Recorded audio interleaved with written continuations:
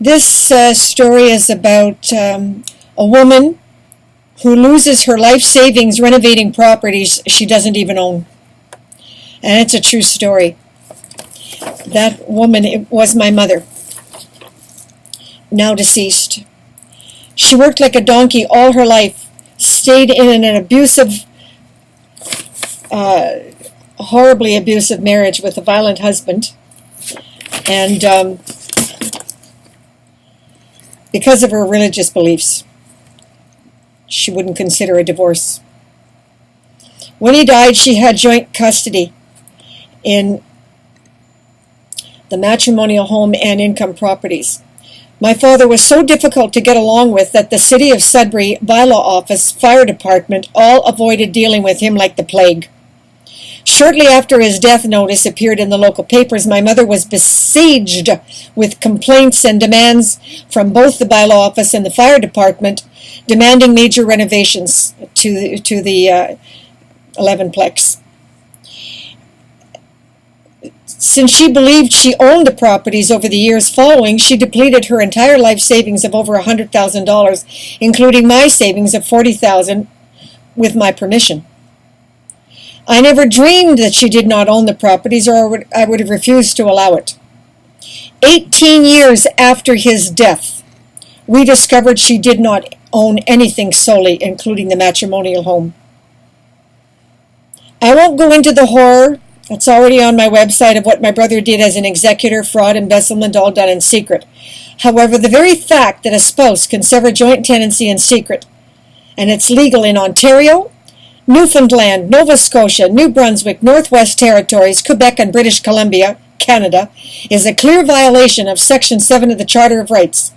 But you won't get any member of Parliament, coast to coast, federal or provincial,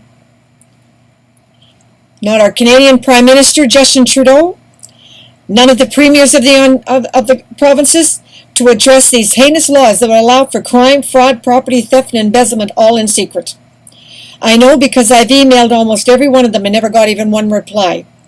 That's Canadian justice. Having endured a lifetime of apathy and brutality, that is not a society I want for the next generation to suffer. Family law in Ontario, in most provinces, is not worth the price of toilet paper.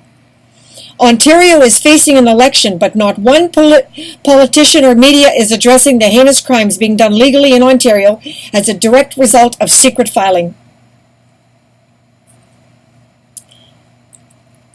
The fact that it may even be fraud, you're still liable to cover the costs. Our entire court system is so corrupt, it should be scrapped. Even if you fight in court, you will not get back the properties you lost to the court costs, which can be in excess of $120,000 minimum. I know I've spent $85,000 so far in legal fees and got nothing to show for it, and became homeless trying to get the rights.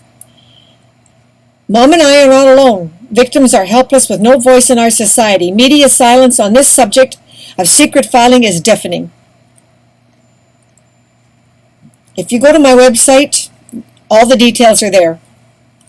Secret filing is inequitable, discriminatory, prejudiced, unjust, unfair, and has no place in a modern democratic society, of which Canada clearly is not a true democracy, because this is the only country that will allow for secret filing and severance of joint tenancy in secret, with a spouse not even have the right to be notified.